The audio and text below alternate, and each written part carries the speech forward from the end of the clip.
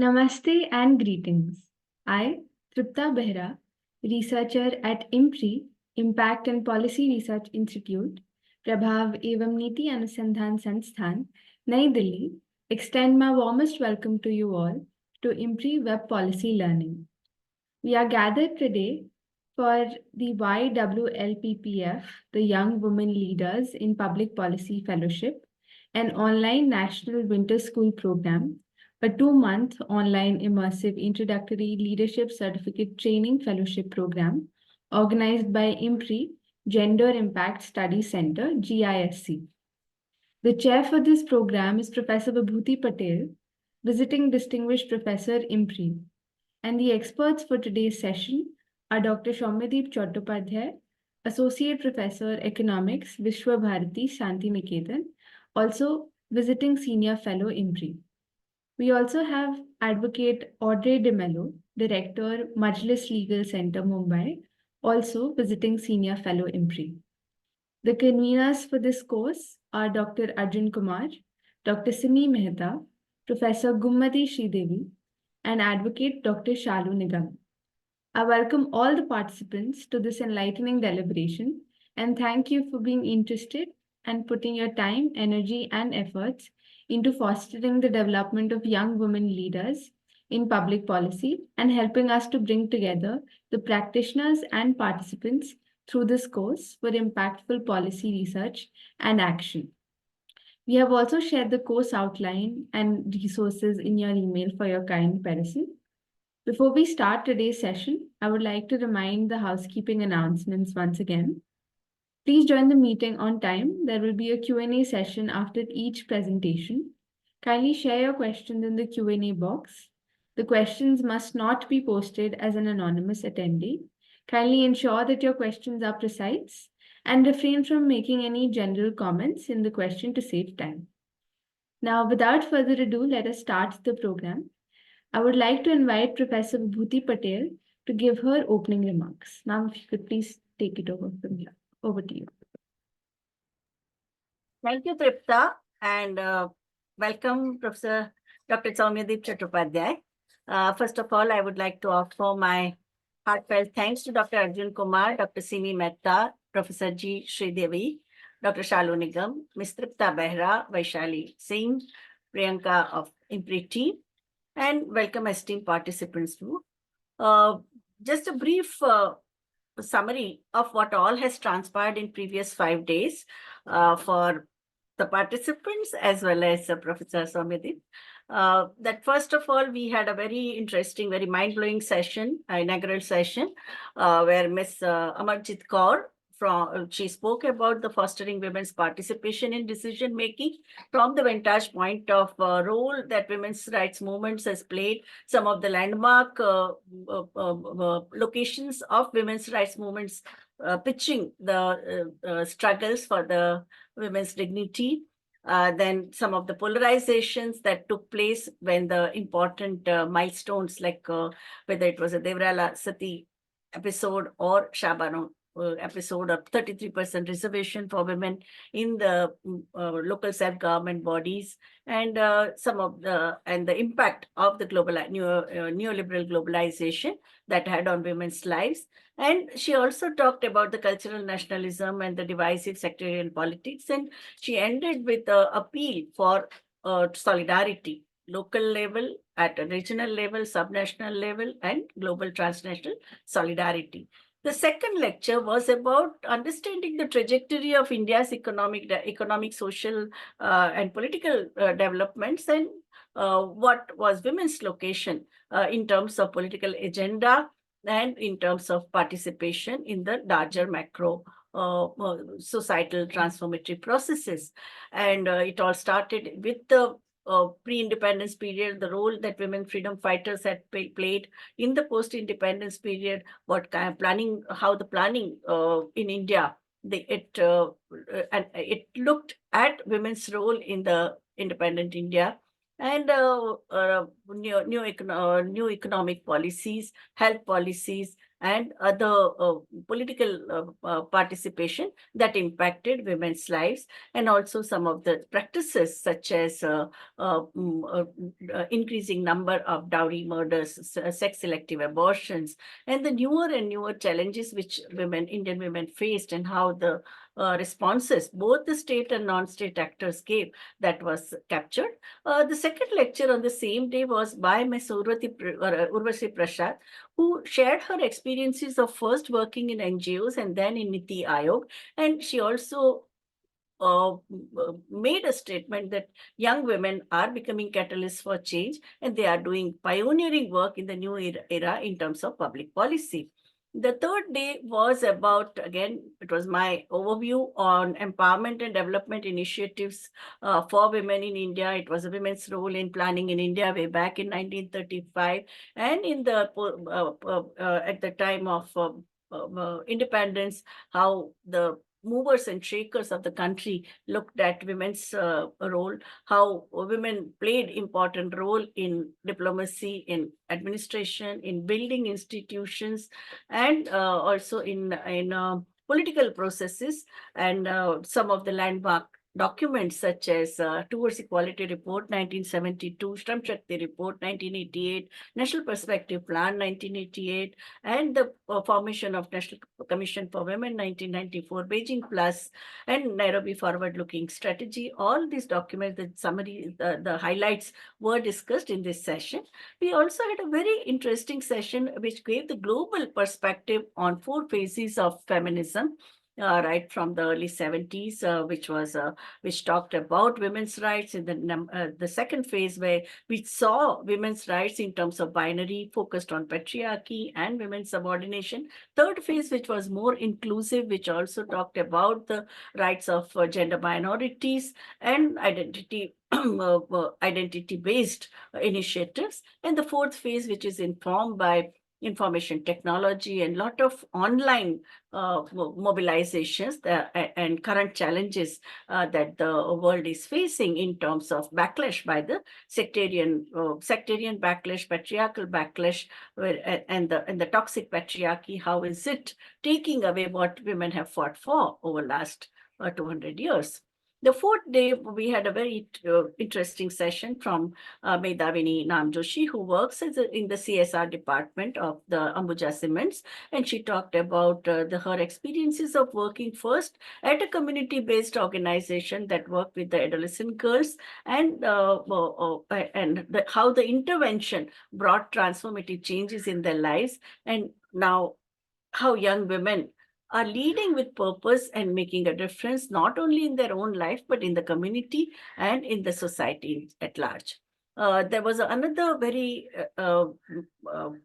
insightful session by Dr. Purnima Chauhan, herself an administrator, very successful administrator, who shared her experiences of empowering young women leaders in the local governance. She discussed her and reflected on her experiences as the principal secretary of Himachal Pradesh state, and how she also discussed some of the successful experiences of hers as a bureaucrat, and how she addressed the issue of declining sex ratio in the border districts of Himachal Pradesh and with Haryana, and also the question of women's survival struggle in the Himalayan valleys in terms of the time allocation, and what kind of interventions can be brought in terms of reducing that tragedy. And now, today, we are going to learn a lot about the metadata and large data from Professor Soumyadip Chattopadhyay. Thank you. Thank you so much, ma'am, for that lovely introduction. I would now like to invite Dr. Soumyadip Chattopadhyay to proceed with his session on navigating data and emerging tech for young women in public policy. Over to you, sir. Thank you, Tripta, and thank you, Professor Patel, for nicely summing up the discussions which have been held so far. So in today's presentation, as Professor Patel has mentioned, I'll be talking mostly about the big data, because as we all see that we have, or rather we have been witnessing a kind of data-driven research landscape. So basically, I'll be using like what exactly we meant by the big data and what its implication for public policy making, and the different aspects which we should keep in mind while dealing with this kind of big data and the challenges thereof. And if possible, if time permits, I'll be giving you a brief overview of the Government of India's different initiatives, recent initiatives regarding how to better use of and make sense of this huge amount of data which is now available in the available with us. Okay, so let me just first share my screen.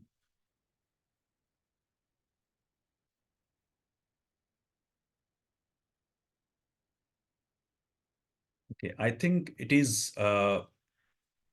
visible. Yes, sir.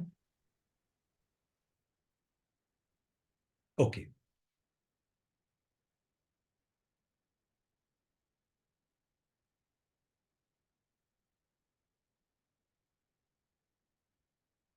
We can see the full screen, sir. Yes. Okay, that's great. Okay. Yeah, so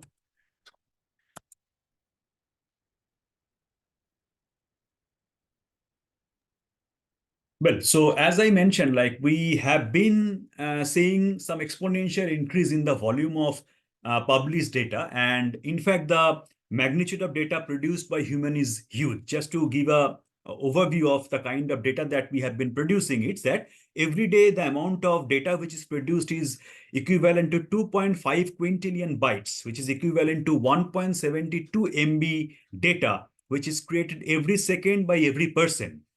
And at the same time, when we are encountering this huge amount of data, so the basic question is, how can we make sense of data? How can we utilize this data for making public policy? And as we know, that if we consider any development strategy, the design and execution of any development strategy consists of several smaller and larger decisions. And these decisions are, of course, constrained by uncertainties. Now, this can be attributed to fast pace of change in the economic scenario, in the institutional scenario, in the technological environment. So the ability to cope up with this uncertainty has emerged as the central point of public policy making. We all agree on this particular fact that the better the information, the better is the estimate and better is the decision-making processes. Okay, so in the context of public policy making, therefore, an analysis or an awareness about the importance of data analytics and the speed with which any necessary adjustments are undertaken are extremely important. And if we just going into the just a brief overview about why we are facing this kind of data deluge, because even few years back, the data collection involved a kind of laborious survey. But in recent times, now we are collecting data, a huge data, in fact, at a near zero cost, although it is scattered across the different sources. So, of course, it is, for example, we all participate in the digital economy. So when we perform any kind of online activities, what we are actually producing is the kind of data which is known as digital footprint. So people produce data about themselves and store this data in the public or private domain. So of course, a majority of the poor people, they still do not have no digital footprints. Among those who do, the poor people who do, they are actually doing it at a much lesser scale.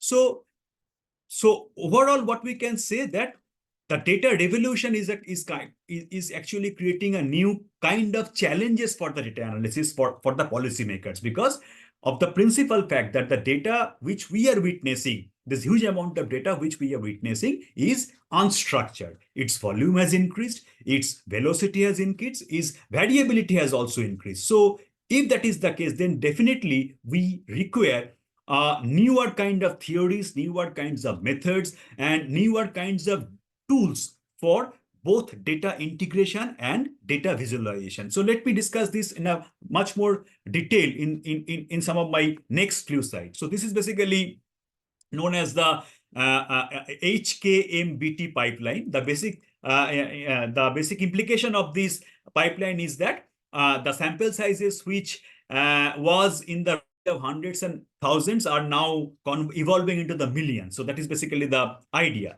But it is very important to understand the nature of the data. Now, this is known as the 5V framework. Obviously, you can just see there are 5 components which are very important to understand the nature of the data. Among one is volume. Volume is characterized by the sheer number of records or transactions which is being generated along with the time. Velocity is characterized by the real-time creation of the data. Veracity, as you know, it is basically related to the authenticity of the data, to the trustworthiness of the data. And variety means whether the data is structured data or the data is unstructured data. Sometimes we find data in some sort of mixed forms. And value is finally dependent on all these above attributes and provides insights to drive any growth and any impact which can be attained using this kind of data. But this is as far as the nature of the data is concerned. However, it is not just enough to able to generate data. We also need to be very much cautious about the quality of the data that we are producing. Now, regarding quality of the data, these 5 attributes are very much important. Okay, now one thing definitely is that we want our data to be as accurate as possible. Timeliness of data, that means data should be available in a timely basis. For example, unfortunately nowadays in many important government official statistics, we see that there are huge time delays. Okay, so timeliness is very important thing. Consistency, which actually relates to the uniformity of the data, uniformity in which the data are generated. Uniqueness, it actually ensures whether the data are captured and relevant for the analysis in which we are interested in, and timeliness ensures that the data should be up to date in nature. So this is basically the quality of the data. But now the question is, how do this nature and quality of the data is going to add value to the process of public policy making? Now, what is public policy? Again, broadly, public policy means it is a set of actions that affect the solution of a policy problem and the capacity to create public value. Now, when we say that the solution to a policy problem, that means, for example, say, obviously, many of us are as a citizen, we may be satisfied or dissatisfied with certain kind of public service delivery. Okay, so we need a solution to this. So we need public policy to have to actually have a kind of solution to this policy problem of inadequacy of the public service delivery. Okay. Now, regarding the quality of any public policy, now this is basically related to the creation of public value. Now, this aspect of creation of public value is not that simple. In fact, this can be described with respect to the following 3 characteristics of public policy. First is the capacity to solve any individual problems. For example, we expect that in a particular city, our waste should be collected at a regular interval. So that means it will actually add value to any public policy. Second is the capacity to improve the quantity and quality of light at a macro level. Now, this dimension is much more complex because citizens are different and they also vary in terms of their notion of what exactly is the quality of life means to them. Now, here we can definitely depend on some certain kind of shared values. For example, we all agree that we want that there should be some increase in the expected life. Now, that can be used as a measure of good quality of say health public policy. Okay, so this is another important aspect of public policy which adds to the public value. And second is the readiness of change, because nowadays, as I have just mentioned, that the institutions are changing, the technological advancements are so fast that there is a urgent need for any public policy making purpose to be amenable to any kind of adaptability. That is, we should be in a position to adapt any kind of thing. So, and these last 2 dimensions, they have very crucial implications for some of the characteristics of public policy making, some of the implications of public policy making. First one is, obviously, when we are considering any public policy, one important aspect in which we are really interested is the capacity to provide personalized service. That means we want service which actually meets our needs and priorities. Okay. Second important aspect, which is very much important from the policy, from the perspective of public policy making, and which is very much important, which with this huge amount of data which is available, the relationship I'm going to discuss a bit later on. But at this particular point of time, what I want to emphasize on the fact that the involvement of the final users in the process of designing and producing public policy is very important. A public policy always, in a good public policy always involves the user. In fact, there is a growing claim for example, all over the world, co-design or co-production of any public services. So here, what actually happens is that the individual and the public administration, they jointly design the service with the help of huge amount of data that they are generating, that they are co-producing. Okay, so from the demand side also, there is a huge amount of data on their demand side version of the any public service delivery, and from the supply side also, there is a huge amount of data. Okay, so using this huge amount of data from both demand and supply side, what we are doing, we are trying to think of a situation where we can co-produce any kind of public service delivery. And if we can do that, then definitely there will be a better match about what people want and what the public policymakers they supply to this particular people. And third important aspect is the capacity to change the characteristics of service over time.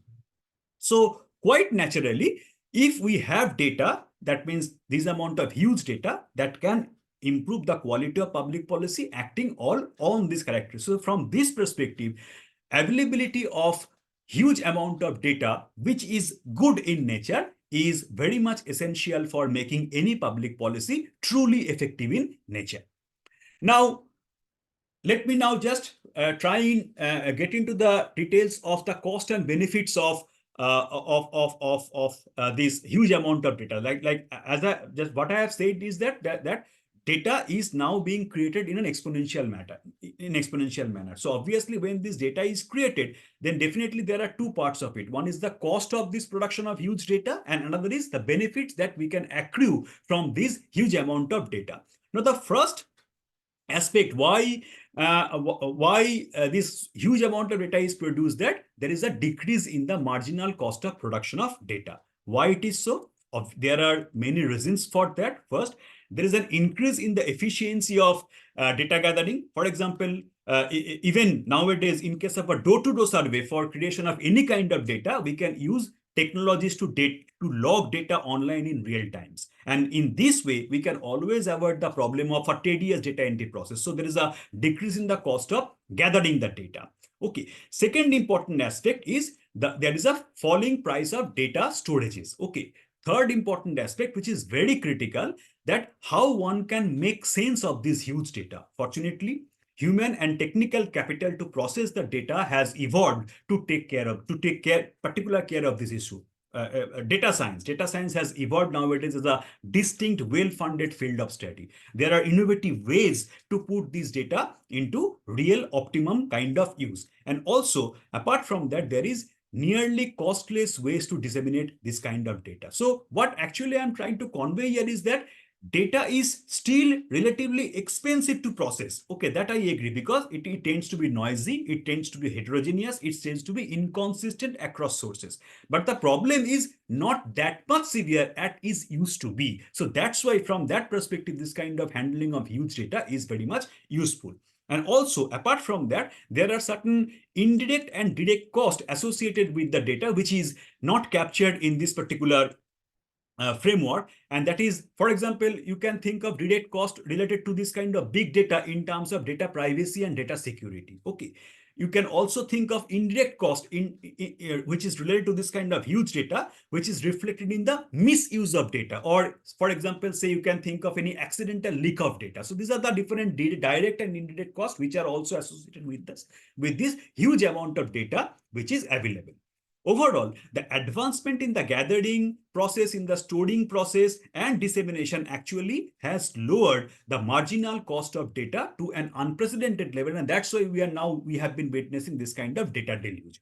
Now coming to the benefit part, obviously, one of the most important benefit is that there is now larger scope of evidence-based policy making. Okay, just this is one of my very favorite example, which I often cite, that consider this case of school system. Okay, so obviously in a school system, we can think of two important stakeholders. One is the district education officer, and the other one is the, say, the group of parents. Now, a district education officer can make better decisions if he or she knows for each school in his district the attendance rates of the students, the attendance rates of the teachers, the average test score of students, or for the matter of fact, the availability of toilet facility. Similarly, a parent can also make better decision about the school, about which school to send their children, if they know the average absenteeism rate of the teachers in their villages, and most importantly, if they can compare this rate with that in the neighboring villages. So this kind of, definitely when we have this kind of huge data, that will definitely helpful for evidence-based policy making. And also at the same time, when we have this kind of data, then it is always easier for us to make the public service providers more accountable. So when we, as a parent, when we have this kind of data, then obviously we can also always hold our school teachers or the school administrations responsible for any kind of untoward, any kind of inconsistency in the entire system. Another important aspect is the, definitely it will better the targeting of the welfare program if we have data. And finally, also we have the product innovation. That means we can always think of a situation where we can use this data to make some kind of product innovation. For example, we can think of a time like it was earlier. For example, it would have been useful for a farmer to know the prices which are higher in the next district. Why? Because simply the cost of acquiring such information was very high. The farmers have no way to access this kind of prices without the substantial cost in transport or storage or distribution. But now, just consider the case of this ENAM, the Electronic National Agricultural Market. So here we possess the technology to allow the farmers to make their sale online, to lock into the higher prices, and also to arrange their delivery seamlessly. So the benefits are simply huge. So what actually we are seeing is that the huge amount of data that we have been actually producing, it is actually helpful for us also to make product innovation, to better target our welfare scheme, to demand more accountability from the public service providers, and ultimately it will be helpful for us to make evidence-based policy making. Okay, so if this is the case, that means from my earlier two slides, it is quite clear that there is two distinct cases. One is there is decrease in the marginal cost of collection of data. There is increase in the marginal benefit of the data. So if we just go by our typical economic theory, then it will say you that the optimum quantum of data that the society should consume is much higher than the above, because here the marginal benefit is exceeding the marginal cost of the data collection. Okay, so again, the same economic theory would suggest that the economy should have seen a surge in the efforts to harness and use the data. Okay, so in fact, of late we have seen this kind of surge in data, but that has been partial. Okay, because why this is partial? Now, this case is very interesting. Now, again, consider the case of this agricultural market. Okay, so if the marginal benefit to a farmer of acquiring price information is higher than the marginal cost of that particular information, then obviously as a farmer, I'd be happy to pay for that information. And also those who are producing data, say private sector, they would also cater to this, but to the farmer needs of data, because they will be getting paid for that. But this is not happening. Why? Because here it is very much important that the economies of data that we have just discussed is related to the society, not an individual agent. The economies facing a private company towards the data generation process is different from that facing by a social planner. If a nationally integrated agricultural market is created, then definitely it would lead to some improvement of social welfare. And economics, we call it positive externality. Okay, but farm cannot accrue any benefit as such. Why?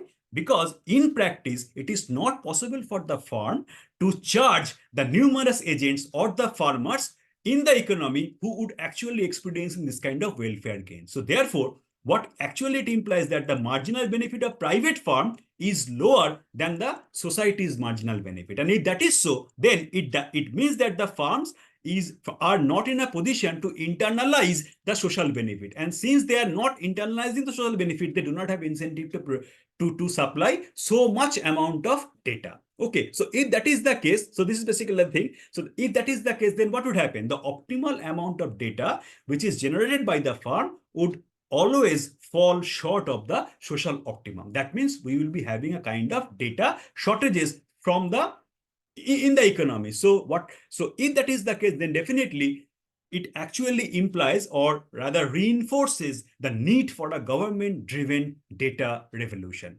Fortunately, in the context of India, we have this kind of government data, administrative data, survey data, we have the data on transaction, we have the data on institutional data. The first two categorization, we have a robust data system, although nowadays for many reasons which are not in our hand, the census is getting delayed. So these are some of the other issues, but definitely this is a kind of data system which we have. But given that means there is a huge amount of data is also produced within the government system. Okay, but still you can see that there are many, broadly we can say that in many cases the public policies of the government of India or different government programs, they are not producing the intended benefits. Okay, so there are many reasons for that. One important aspect which is a very serious concern is that what we see that the government data is now stored in a dispersed format across the multiple and unconnected data sets. For example, this is a typical structure of a particular data set. Okay, so if this is the case, now obviously for example, the birth and death records or the land title records, this is actually under one particular administrative unit, whereas the medical records, educational records, and all these things, they are also kept in some other government units, and there is no connection between this kind of data set. Okay, so this actually creates a huge problem. So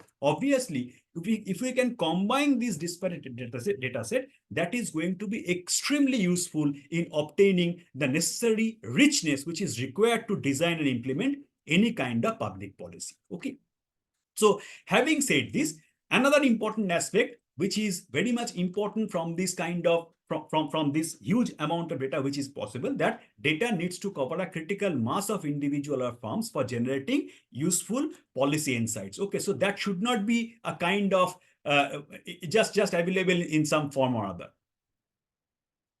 Okay, so apart from that, also another important aspect is that data must have a long enough time series for facilitating any dynamic analysis. For example, nowadays we are very much interested in different kinds of impact evaluation. Okay, so if we are interested in kind of impact evaluation, then definitely there should be enough data which is available both before the introduction of any particular program and also after the introduction of that particular program, and that should be on a timely basis. Okay, so the data that contains all the three features is much more valuable than the three different and disparate data sets that possess each of these criteria separately. Okay, so if this is the case, apart from that, there are other two important aspects of data which actually characterizes data as public good, which is the non-rivalrous nature of the data, and also data can be another important fact, unfortunate fact, is that in many cases, the data can be made excluded. For example,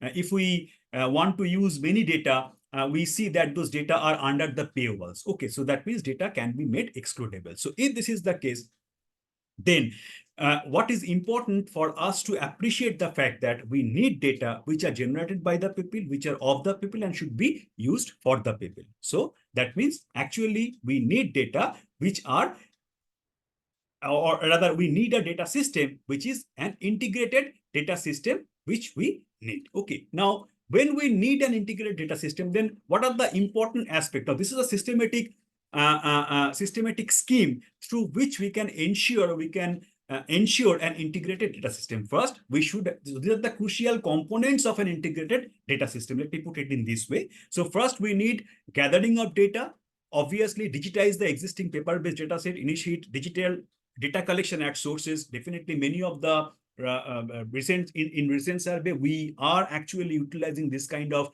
digitization experiences. Storing data is very important. Specifically, the real-time storage of select data is going to be very crucial. Processing of data, that means we need to focus seriously on building the capacities of different government bodies so that to make so to analyze them properly. And also it is very important for dissemination of data. For example, even if there are huge data, it is not always possible for the common people to understand or to make sense of that particular data. So in that sense, some useful dashboard is going to be very crucial for analyzing us for the matter of fact, for making a story out of that same dashboard. And for another important aspect is that this 3I concept, which is going to be very much important. That means we have to integrate the data set. For example, just consider the case of healthcare facilities. Nowadays, we all have, if we go to any healthcare providers, then we have that all our data is kept on EMR, electronically medical records. Okay. And also we have the data with our health insurance and many other levels. So if we can integrate the data, that will actually create another huge level of data. And if we can analyze those data, that will provide us insights, and also which will be useful for identifying both to identify the unmet needs and also to monitor the feedback, so that it will actually helpful for us to make certain kind of evidence-based policy making. Now, before just going into the other details, since I work in these areas of the urban governance related issues, so just let me touch upon some of the issues which is very much essential for in this particular context of data deluge, which is the huge amount of data which is produced by these integrated command and control centers which have been established under the smart cities. And this is basically the typical layer, typical structures under which huge enormous amount of data which is being produced in any or which is being first collected and stored in the integrated command and control center, and they are utilized for making effective urban policy changes. And when we have this kind of huge data, then definitely we need different engines to make use of that data, to make sense of data. And this is the typical structure through which one particular engine, which is known as Cisco, there are many different vendors which are there. There is one specific vendor which is which actually utilizes or analyzes the data, and this is basically the flow through which the analysis is actually done at the ground level. Okay, for example, we have the enormous amount of data, and these engines, as far as the analysis part is concerned, they are actually doing three different aspects. One is automated decisions. For example, they can utilize this particular data to take any automatic decisions, like, for example, just to flag off the street lights which are faulty, which are not working.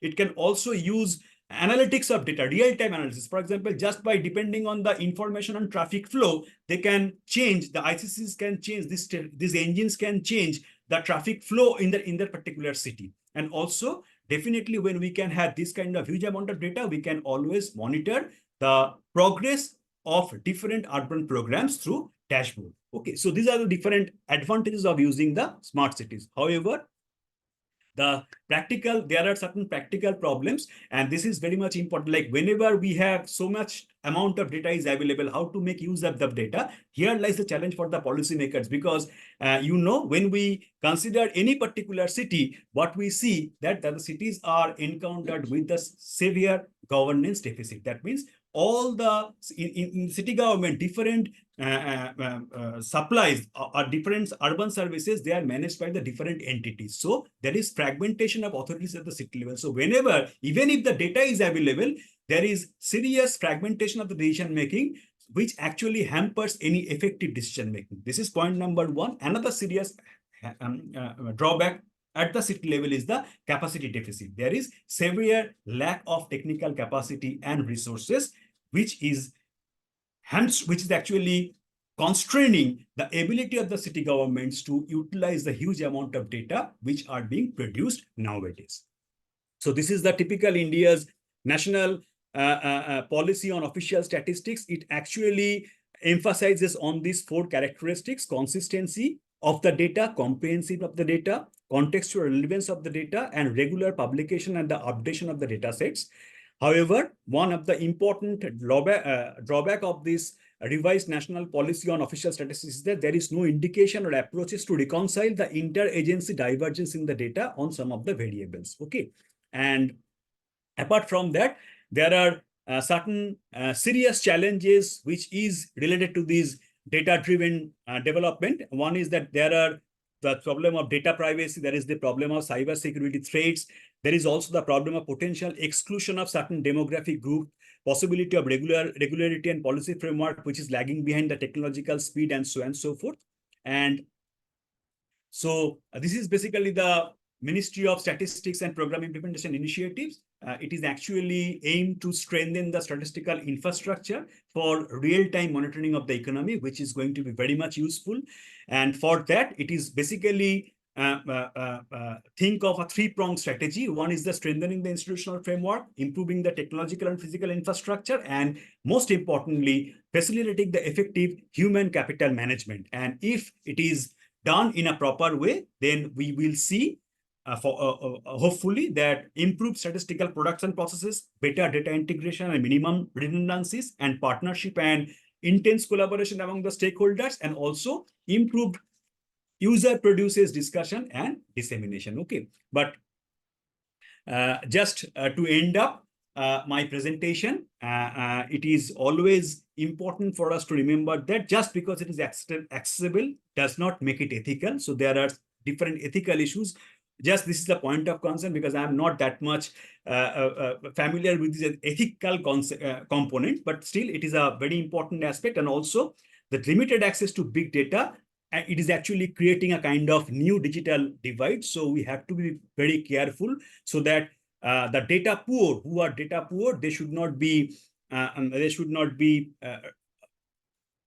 remain exclusive from this particular policy making. And just another important aspect, let me just finish my today's presentation just by saying that the data paradigm, although it is rosy, it is not a panacea to any public policy making problem. It is essential that this kind of transition towards the huge data deluge should be accompanied and guided by certain kind of proactive policy options and targeted development initiatives and interventions. So only then we will be able to utilize or properly utilize the kind of huge data that we are now generating. So thank you so much. So this is all from my end today. Thank you so much, sir, for such an informative session. Perhaps we can go forward with the Q&A session in case anyone has any questions. Feel free to raise your hands, unmute yourselves and ask, or you can also put them in the chat box.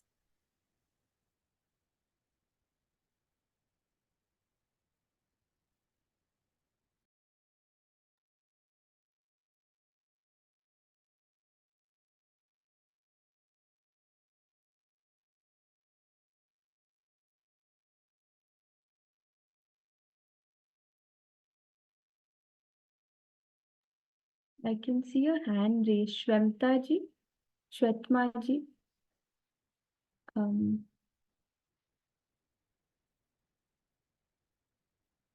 Hello, please unmute yourself. Yeah.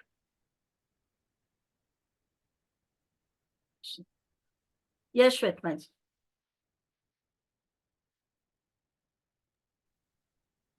Hi, am I audible? Yeah. Yeah. Good afternoon. So, as far as this challenge of data is concerned in the implementation of public policy field, so my question is, like mostly wherever these public policies are implemented, like if you talk about on a lower field, on a lower scale, like in the rural areas or the programs like Anganwadi or some primary health care or something related to anywhere on the very local level I'm talking about. So there we don't have that much upgradation in technology, and we don't have that high big data skills, enforcement mechanisms to capture data. And mostly I see the data are still not even digitalized also, like they are being taken care not on a register on a pen paper kind of thing. So I mean, because of the lack of resources and also inefficient awareness among the people, how can we bring a formal system of standardization at the local rural level?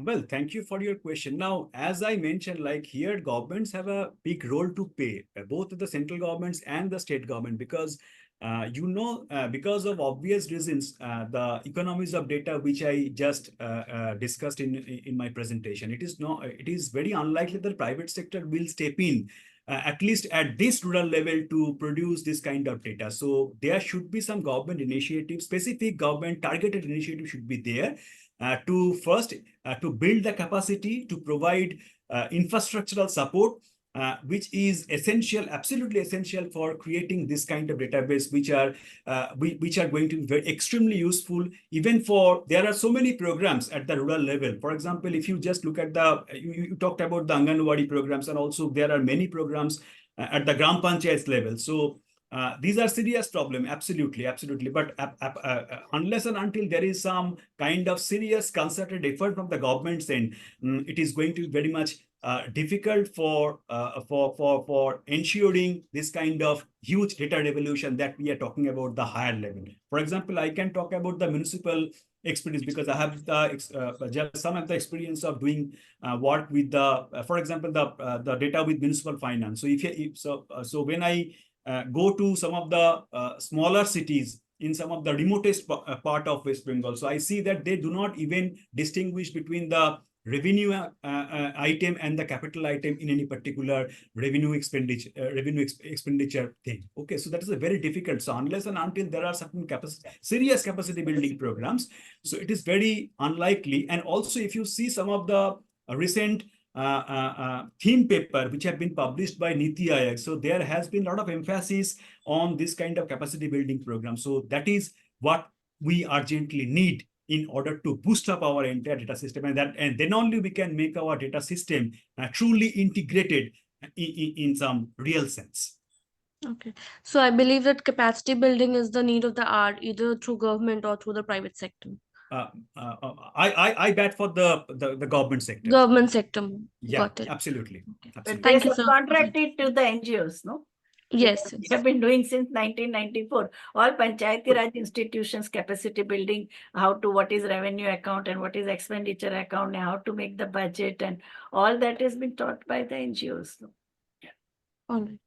Thank you. Even at the rural level, these SHGs, they are playing some huge role. For example, now I'm working with some water user associations at the West Bengal. Yeah. So I have seen that many of the water user association members, especially the women, if they are women, so many of them, they have the prior experience of being associated with the SHGs, and the way they actually manage their accounts and all those things in their SHGs, that is now helpful for managing the activities of the water user association. So that kind of association is actually beneficial for them to run this water user association much more smoothly. So definitely these NGOs, even the livelihood missions, no, the state livelihood absolutely. missions, they are also involving women and SHGs. Exactly. Nidhi Yad. Nidhi ji, if you would like to unmute yourself and ask. Her question is there even in Q&A box. Yeah. Sure, I'll Nidhi ji, will you speak? Can you unmute and speak? Nidhi Yadav ji, hello. Oh, sure, I'll just ask. kindly go ahead with the question, please. Yeah. Nidhi Yadav, I think she's unable to unmute. Okay. Yes, so she's asked, could you please share your... Sorry, sir? Digital constitutionalism. So could Yeah. you please explain a bit?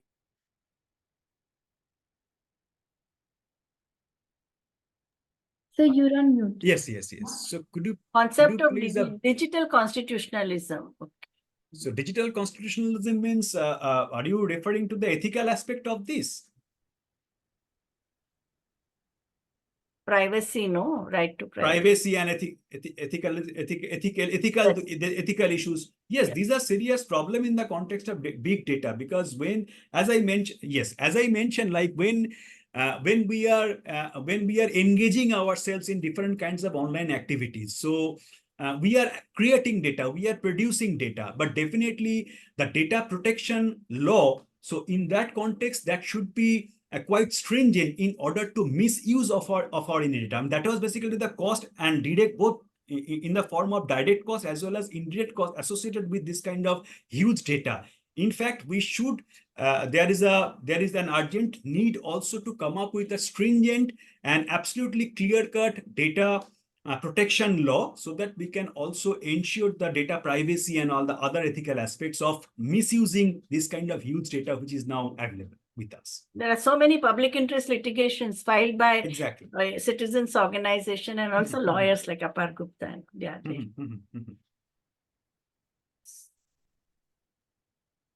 There's one more question by Pallavi ji. Pallavi ji, can you unmute and speak? Pallavi Beri. Yes, ma'am. Yes. Am I audible now? Yes, ma'am, please. Okay. Okay. So thank you so much for this exhaustive coverage of data collection. And we completely get the importance and relevance of data in devising public policies.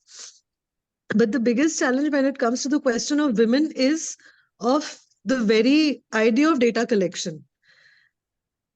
Right. So how do we address that challenge, that when we know that the statistics that we collect and the data that is there is much less, especially when it comes to infanticide, feticide, issues of dowry, in fact, domestic violence, and the way women are experiencing various disadvantages and marginalization.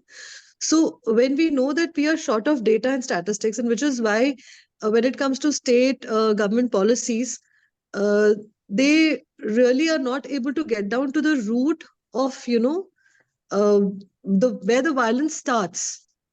How is it that the policy making process can actually address this gap of data and policy, when we know that data collection is a challenge to all these issues? So is there a way where the policies can be better informed without bringing in the conventional modes of data collection and less reliance on statistics?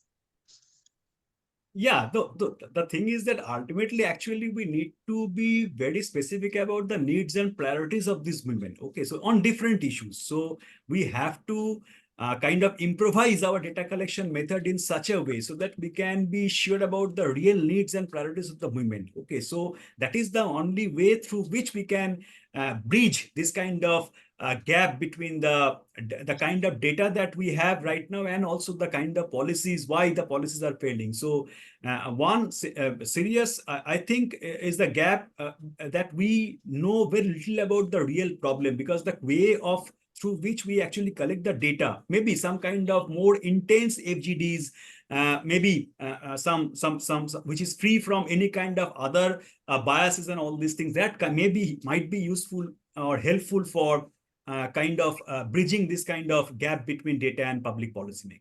And also the question of conceptual and operational biases that you have. Yes. That if you think that slapping a woman is not a domestic violence, the police would not register it. In fact, most of the time FIRs are not filed. They said, had my wife done this thing, I would have also beaten her up. Do you think that is a Mia baby come out? So ideology also plays very important role, and also certain insensitivity on the part of official agencies. NCRB data, all women's groups are saying that they are projecting data 10 times less than what is actually happening at a ground level. So finally, we come up with a strategy with our own area studies and area, whatever our organization or community-based organization tell us on the basis of that. Why do we trust ASAR report so much? Because ASAR report gathers data from the community-based organization. Pratham is taking all the data on education impact from that. But when it comes to official data, I think the underestimation and sometimes just insensitivity. If you just don't think that the collection of fuel, fodder, water, animal care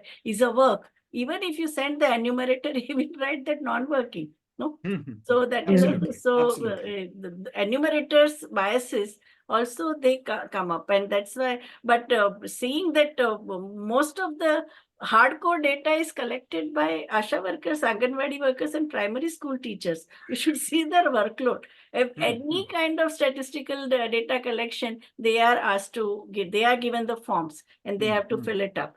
So data on birth, death, sex ratio, then morbidity, all these things are collected by the women who are already overburdened. On the top of it, they have to do the data collection. Right. Thank you. Thank you, ma'am. Thank you, sir. Thank you. Are there any more questions? Please feel, yeah.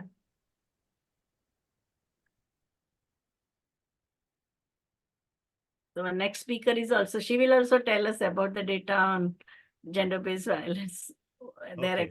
experience of Majlis. Yeah. Thank you. Thank you so much Thank you. for Thank you, sir. joining. Thank you so much, sir, for your time. Yeah, thank you. Yeah. With that, perhaps we can move on to our next session. I would like to invite Advocate Audrey Dmello for a session on championing safeguards for young women in public policy. Over to you, ma'am.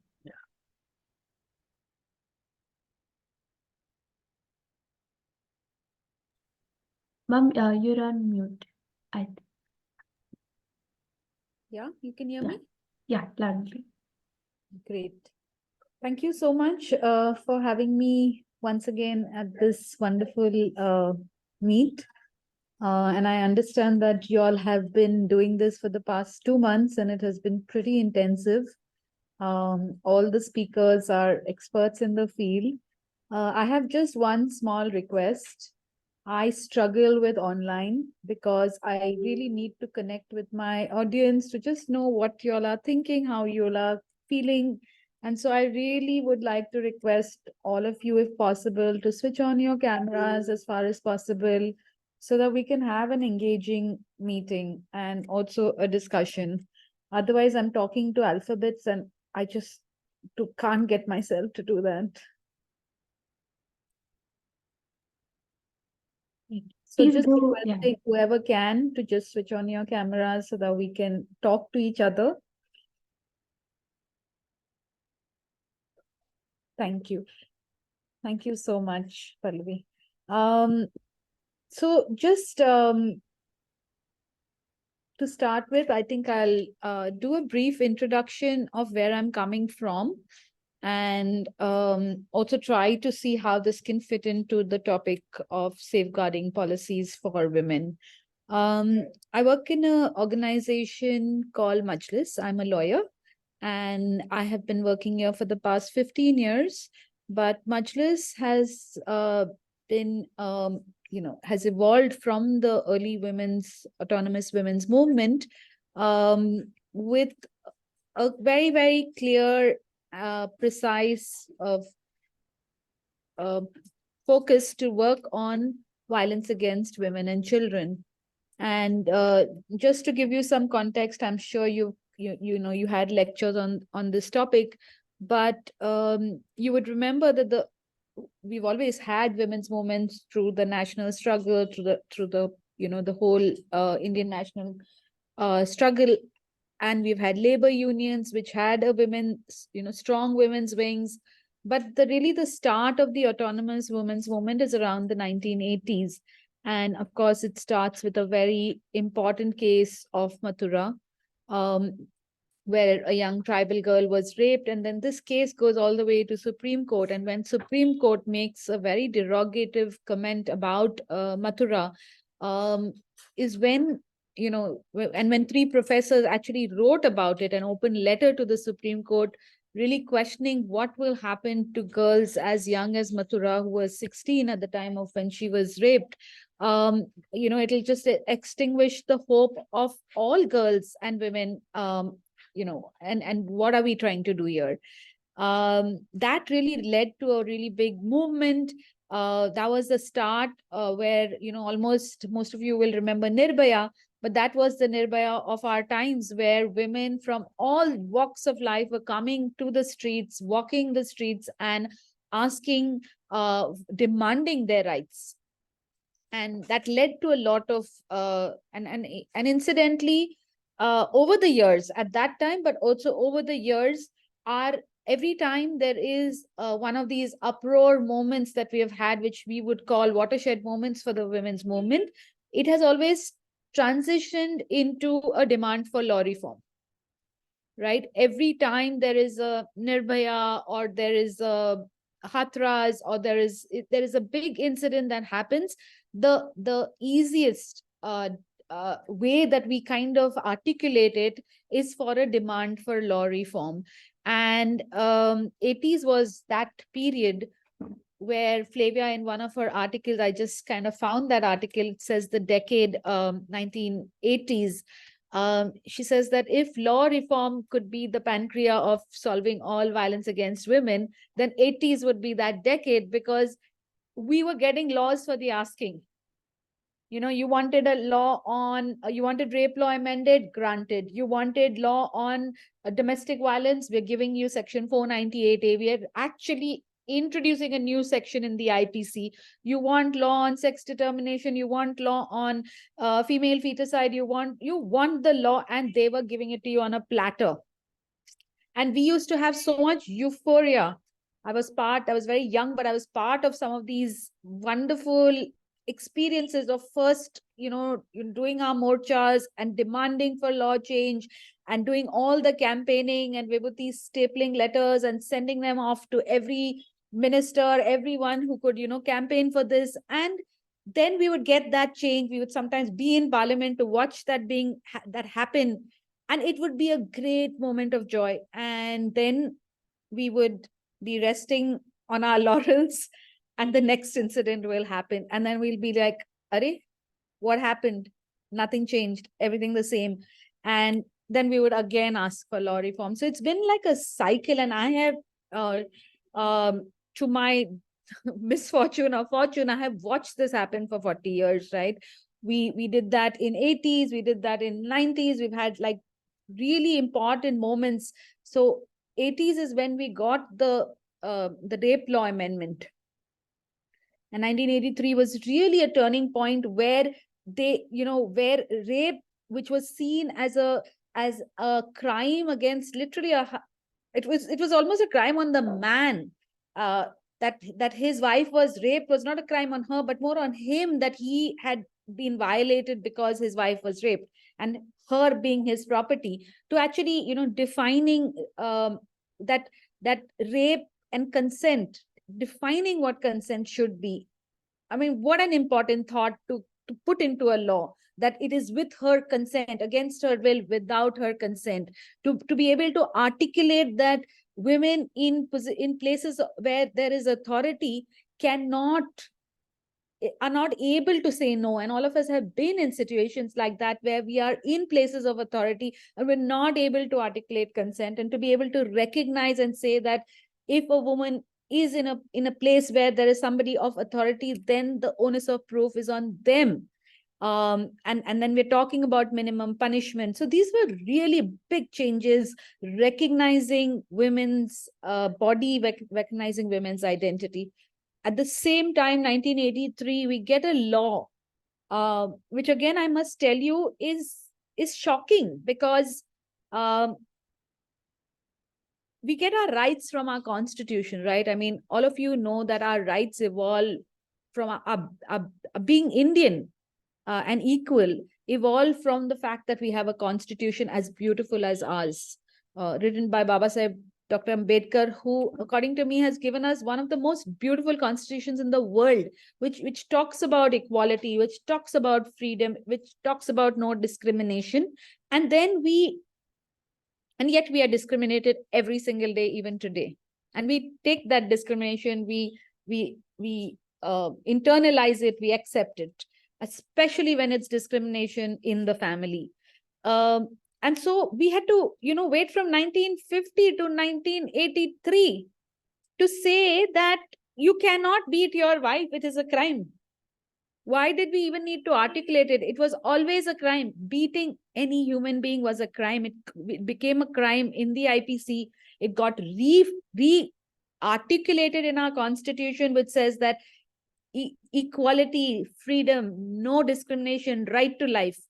And so why did we had to wait for 40 years to again be said that, oh, you cannot beat your wife. And then everyone waking up and saying, oh, now you cannot beat your wife. No, you could never beat your wife. You can never beat your children. You can never do any kind of physical, mental harm on them, because that's a violation of equality and right to life. But we had to do that, and we had to come to the streets to even ask for that right. And 1983, the lawmakers, instead of reassuring us that this right was always there, they gave us another law and complicated things so much, because suddenly now where in IPC, a section like 323, 324, which is called, grievous hurt or regular hurt or violative hurt, body injuries were already crimes. They put a new section called 498A. And we were extremely happy.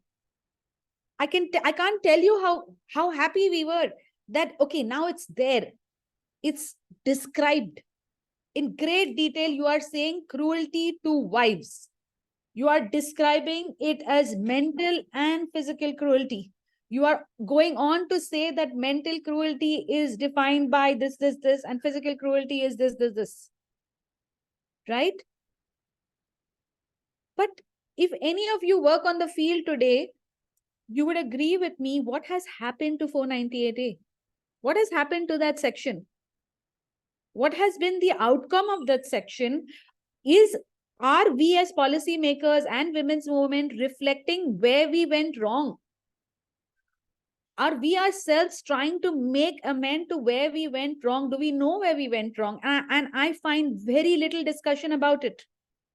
To even go back and reflect, were we wrong? Were we wrong in making women a separate category and saying, oh, you need some special law?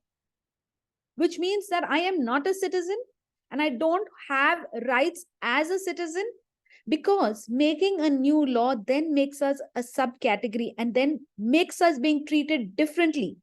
And where people can then point fingers at us and say, oh, you are misusing the law. Oh, but this is not within that particular definition because probably we forgot or we did not realize that there was one word missing, right? And what happens is the repercussion of that policy change or that legal change is borne on the bodies of women. I practice in the police stations daily, like I'm saying every day. Every day I address cases of domestic violence, grievous hurt, bleeding in any other matter would come to like attempt to murder, that kind of gravity of crime. But do you know what the response of the police, which is the first interaction, first point of contact, is? ये घर का matter है, आप court में जाओ, court से order low. How did we reach here? What did we intend in 1983 when we were so excited and so, hopeful? How did we reach there? And what did we do wrong? That today a woman who is bleeding goes to the police station and gets turned away because now it is a ghar ka matter, hum kuch nahi kar sakte. And I think 80s, the number of laws we got, the amendment to the child marriage, the sex determination. I mean, to understand that by constantly, in a way, segregating women, separating them, we asked for everything special. And we got those. And then to study when we got those, what has been the outcome is for me today the biggest challenge. And just the feeling that I want to go back to that period to be able to change something, to bring in the nuances of what is happening. Currently, there's no space for it because the feeling is that today women are empowered, they have their rights, we have all the laws in place. Now, what more do you want is usually the reaction you get. So coming back to what we do at Majlis started in 1991, and Flavia was the founder of Majlis along with Madhushri, who started the cultural center at Majlis. What the hope was that given that we have all these laws, given that we have, everything that we asked for in a way we got, what really is happening on the ground? And what we very soon realized, because, Vibhuti, Flavia, they had all started the Women's Center. And the Women's Center was about being sisters to each other, being support system to each other, to say that when you are standing up against violence against women, then invariably your family deserts you. Because how dare are you exposing your family or ghar ka matter in public? And so you get disowned not only by the person you have stood up against, but surprisingly, even your natal family, even your family that you kind of hold very dear to you, who is your support person, is not supportive of this decision. And so the need to make a sisterhood of sorts where we would support each other, we would walk that journey with each other, and we would, come out of this together. And that was Women's Center, which started in 1980.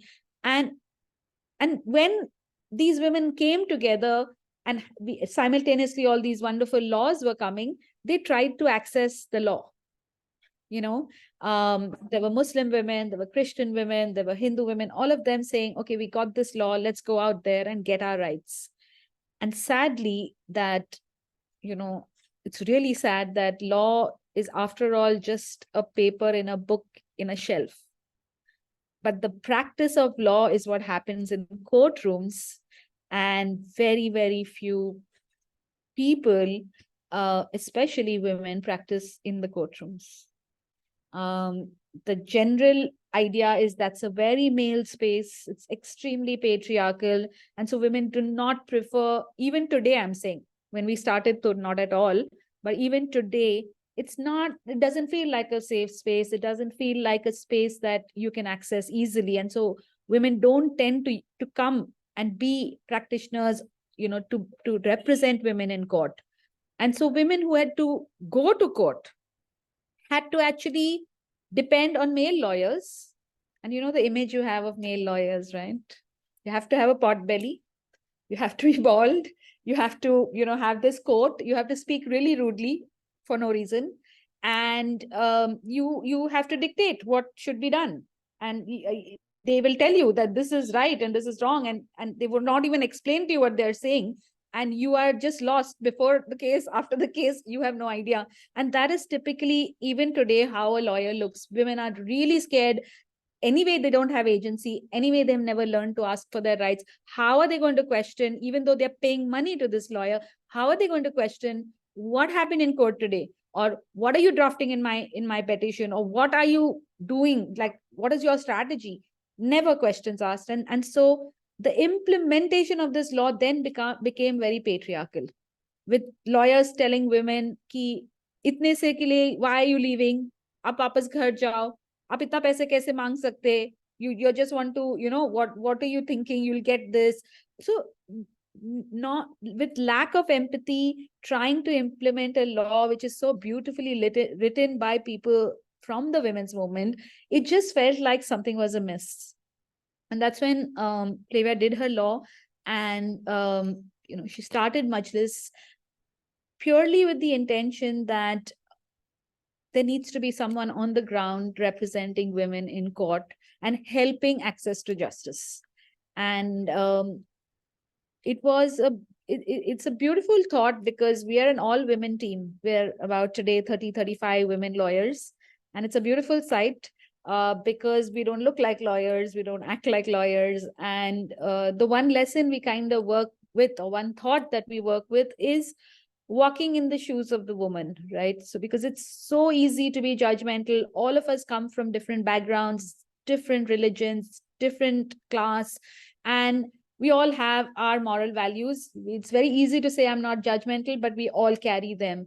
And they come out in different ways, with the raised eyebrows, with the shocked look, with the comments that we probably make in front of them or behind them. And the difference was to be able to walk in her shoes and say, I will walk behind you and you will lead the way, and we will go the journey as much as you're ready to go.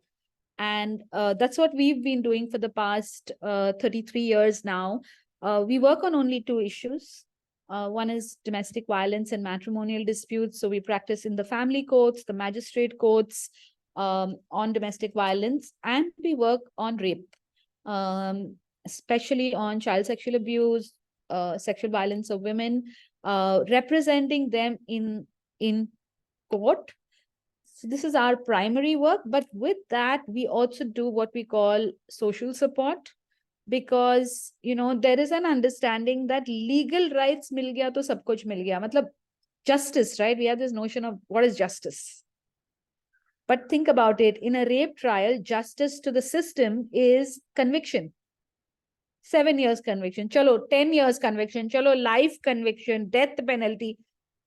But what does it mean to her, to that victim on the ground who is trying to build her life from that incident, from that, and what does justice mean to her? So representing her in a manner that she leads, but also to be able to holistically support her.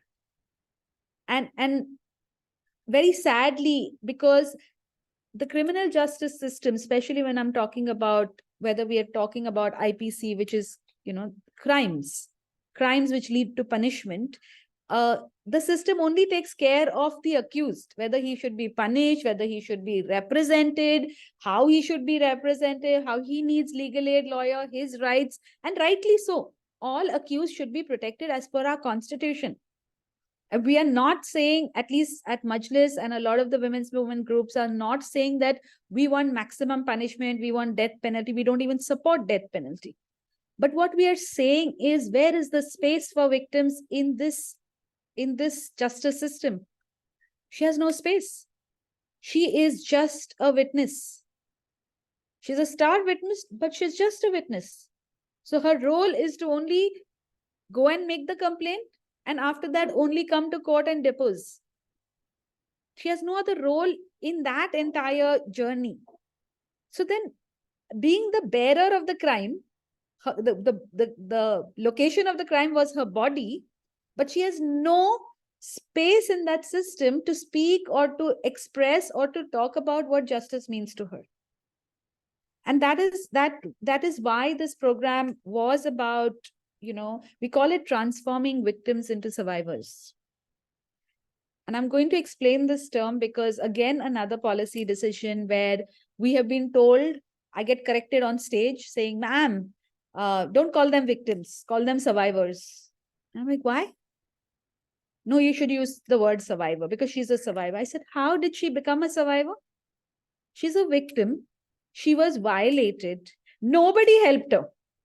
Nobody supported her. Nobody helped her come over whatever she went through by, whether by ensuring her children are back in school, by helping her when she has to relocate, by helping her come, get a job, by helping her rebuild her life. Nobody did that, but you make her a survivor.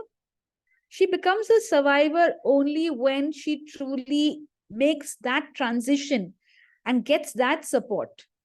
Because my point is, otherwise let her be a victim, at least she'll get some benefits as a victim. Because victim in our system, at least in our legal terminology, has space. Victim gets, some beneficial provisions, they get some financial support. If you're a victim, you're a survivor. No. So how did you reach there? By getting all of this. And so providing that then becomes the checkbox of the policy. That you use the word survivor, everyone is happy, and that becomes the victories. We have managed to change the term from victim to survivor. But where are we checkboxing on what did she get? How she has evolved, how she has survived this, how she has transformed. Because what we have noticed is that, and sadly so, and I'm going to put it out there, is that the fact that women face violence every day is nothing new to you and me. We have all experienced it. We are all living it, right? But a victim who stands up to violence, who actually goes out there, stands up to violence is still the first step. You shout at somebody, you say no, you do all of that. But I'm saying stand up in the legal space. Stand up with so much of courage to reach a police station and record an FIR. Stand up with so much courage to file a case in court and say, I want my maintenance. That is a different kind of fight. And it's very sad, but I have to admit that unless there is support for victims, the system is so inundating and so, built in that structure that it actually brings her down a couple of notches. So if as a victim, she was here, when she engages with the system, it only brings her lower. It's not what we imagined as empowering and, it's liberating. Because that liberation and that empowerment comes when there is somebody to handhold you on the ground, and that is lacking. And I know, Just give me 1 second, just 1 second, please.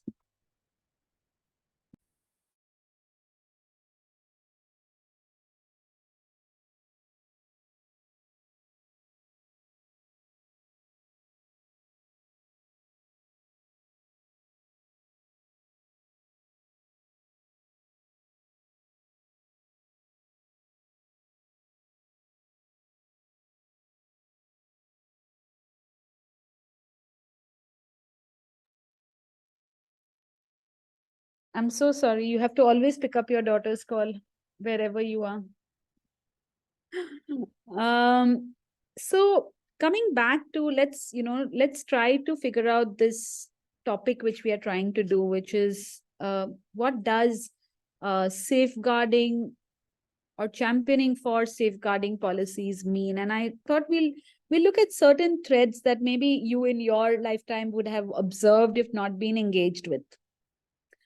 I want to take one example, which is the Protection of Women from Domestic Violence Act. Anybody familiar with this term? With this law? Ever read it? Ever heard? Yes? Great. You can unmute whenever you want. We're having a conversation. All of us adults, well-informed. So please feel free to jump in wherever you can. Interesting, very, very interesting law, if any of you have studied it. And I'll give you a little background before we jump into what role policy plays in this and how they pan out. So, like I told you, 1983, we got this IPC section, and it says that cruelty to wives, anybody committing mental or physical cruelty is punishable by 3 years. And you all know the difference between civil law and criminal law? You've done a session on that. What is civil law? What is criminal law? What do you get from civil law? What do you get from criminal law? It would be great if you could elaborate more on that. Come on, that'll take another lecture. But tell me, just what, top of your mind, what does it come to your mind? What is criminal law? What is the outcome of a criminal law? Criminal law usually involves violence in the form of physical brutality. I mean, a very general understanding of it. And whereas civil has got more to do with issues around property, employment, Okay. and things Yeah, like that. of course. Yeah. Yes, very good. Anybody else? Anybody gone to a police station to file an FIR? I'm saying file an FIR because otherwise everyone only goes to police station for their passports. Okay. Yeah, FIR, anybody? File? No? Anybody filed a civil case? I'm not filed a civil case, but as per my understanding, civil generally revolves around like the matters related to money, housing, family, all those things. And criminal basically revolves around the crimes or the offenses that are happening in a society. And civil is more of like a family thing or like, something like that. Housing, family, marriage, and all those things. Beautiful, beautiful. So just to kind of differentiate for you, civil is like a private matter, right? Between two individuals. You and me have a dispute over something that is civil in nature, that is not a crime, right? We are disputing property. Or we are in a marriage and we think that we should not be, or I think I want out of this marriage. These are civil disputes and it's personal. It's between you and me, right? So if there's a dispute between you and me and we're kind of arguing or not agreeing on something, we would go to a court, which is the civil court, right? And we would present our cases individually and we'll allow the judge to make a decision whether I should get it or you should get it or whatever, right? So I'll represent myself, you'll represent yourself, and we'll present and we'll get an order. So in short, I would say it's a relief-oriented. Civil law is more relief-oriented, which means I am going to court and I'm asking for a relief, and then the judge will decide whether I should get that relief or not get that relief, right? So it's a more personal matter, relief-oriented. Criminal, on the other hand, is crime-oriented, which means that there are certain things which are considered a crime in our country. So if it is falls under the realm of what is defined as crime, right? I may think something is a crime, you may think something else is a crime. It doesn't go by that. It's like it comes from a book which defines crime and tells you that this is a crime. So if you ask me what is the basic difference between civil and criminal, civil laws and civil litigation gives you relief, and criminal laws and criminal litigation gives you punishment. End result. At the end of the entire journey and the entire saga, at end of a civil case, you'll get relief. End of a criminal case, you'll get punishment. Clear?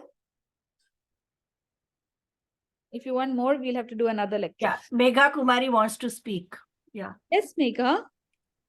No, ma'am. Actually, when ma'am asked question, who know the difference between civil and criminal, so that I want to explain. And now I have no question, and I am not able to give answer. That's why I text in chat box. Why I am not able. Lovely. Did I give the right answer? Yes, yes.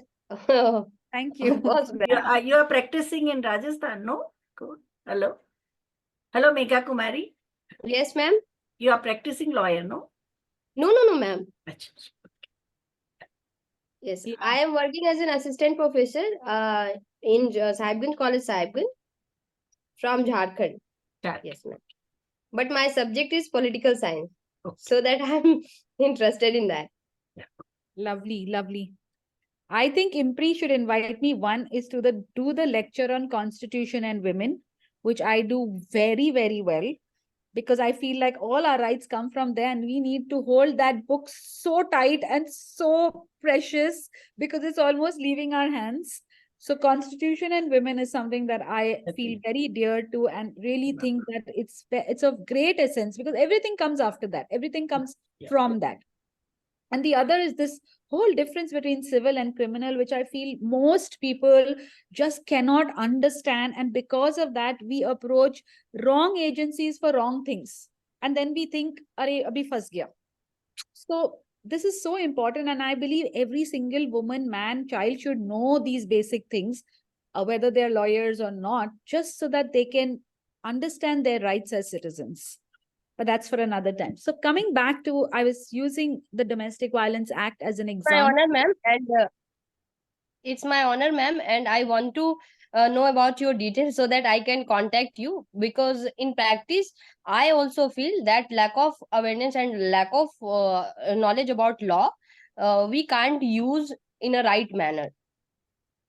And our student also don't know about that, because जब हम लोग human rights पढ़ाते हैं उन लोगों को, तो जो बेसिक चीजें आती है कि जब आपके साथ इमोशनल अब्यूज होता है तो आप क्या कर सकते हैं. सो ये जो इन प्रैक्टिस में होती है, फिजिकल वायलेंस हम समझते हैं, डोमेस्टिक वायलेंस समझते हैं, बट हम लोग जो मेंटली सफर्ड करते हैं तो उनको कैसे डील किया जाए, किस तरह से हम कहाँ पर जाए जो हमें चीजें हमारी प्रॉब्लम्स हो.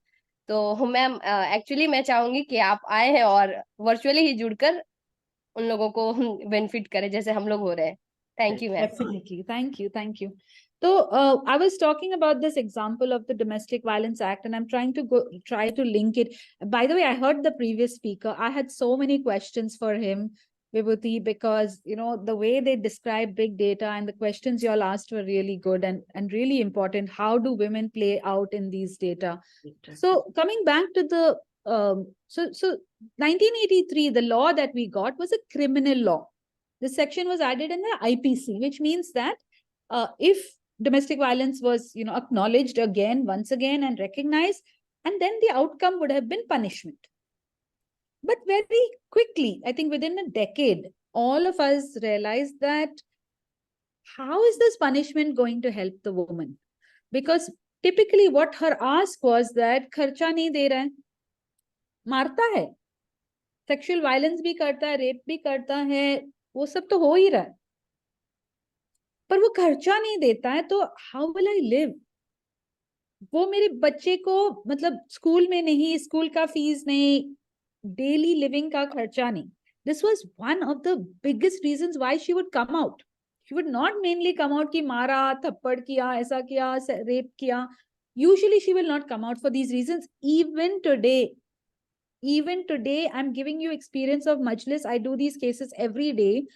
The reason why she comes finally to a lawyer or to us is that वो खर्चा नहीं दे रहा है, घर के बाहर निकाल दिया. दूसरी शादी कर रहा है, मतलब मुझे मायके भेज दिया या घर के बाहर निकाल दिया. It's when she loses her life, like her right to residence, when she loses her right to maintenance, that's when she feels the heat, as I call it, and then comes to address her problem, right? So if that is the reason, and we knew this, you know, Flavia's own case for her whole case of domestic violence was about kharcha, bachche ke liye kharcha. So if that is the ask, then how is the answer punishment? It's not matching, right? She's saying, I want kharcha, I want to stay in the house, and we are giving her, what are we giving her? Ki tere husband ko hum jail bhejenge. And sometimes I really think, what were we hoping to do? And I think I know what we were hoping to do, which we even hope today, is use law as a stick. We never demand for law in the hope that we will use the law. We demand law in the hope that it will become a deterrent. And we hope that it will always be a deterrent, because after that, we don't know what to do. Jab actually karne ki baat hai, to none of us know what to do. Right? So we must have pushed at that time for a criminal law, because we knew the problem was kharcha and paisa and all of that. But we thought if we put this here, it will become a deterrent. So when women were not going to police as usual. The ones who were going to police was not responding, saying, what the hell, why are you complaining about ghar ka matter? And then even if you found a good officer, which sometimes you do, in the end, she'll say, but mujhe kharcha chahiye aur usko mil raha hai punishment. Pura aisa 10 saal nikal ke. And she's looking at you and saying, but what did I get? So it took us another 3 decades, from 83 to 2005 and we already had, this is another very, very good example of you have something, but you didn't know you had it, or you were not aware of it. And so you make a fresh demand, right? So even at that time, we had what we call 125 CRPC, which is a right to maintenance. It has been there from the CRPC days, like I'm talking about 100 years, right? This right was always there. 125 CRPC, if you are a professor or a lawyer or somebody who's helped some woman, it's a very commonly used, easy to use law, which says that if your husband, father, son, basically if the person you're dependent on is not maintaining you, he has to pay maintenance. 1-page application dal do court mein, very, very, it's called a beneficial legislation. So it's very quick procedures, right? We had 125 CRPC. Then in all our personal laws, we had right to maintenance. We had right to residence. We had injunction if he throws you out of the house. And Majlis was using all of this for clients who came to us, right? But instead of pushing for these laws to have more awareness, more visibility, and the most important thing, instead of pushing for support structures to help women to access these laws, and for pushing for courts to be better at responding to women, what did we ask for? We asked for a new law. For 30 years, we struggled. 1983, we got IPC 498A, which we said will be punishment. Then we realized within a decade ki nahi chal raha hai. Then we spent next 20 years saying we want one law. What was the argument? We are not discussing ki personal laws mein hai ye right, kharche ka right hai. We already have 125 CRPC. We have all of this in place. but we want to do new, right? We always want to do, we love doing new. Naya kya hai? So we drafted a whole new act. It's called the Protection of Women from Domestic Violence Act. It came in 2005. Okay, it has been a huge effort of the Lawyers Collective and many women's organizations, meetings after meetings, 10 years, I think the drafting and the whole framing of all this happened. And everyone was super excited. Now, I'll just tell you 5 points about Domestic Violence Act, because that's another session on its own. 5 points about Domestic Violence Act is that, firstly, it introduces a notion called, it doesn't only address wife. It's addressing how I told you about 125 CRPC. It addresses all women dependents. So you can be mother, daughter, wife, sister, all of you protected in that relationship, right? Which was already there in 125. They brought it in here. Second, it recognizes different forms of domestic violence, which was already recognized everywhere else, but they articulated it with more detail. Physical violence, sexual violence, emotional violence, verbal violence, sabhi ko ekdam detail mein articulate kiya.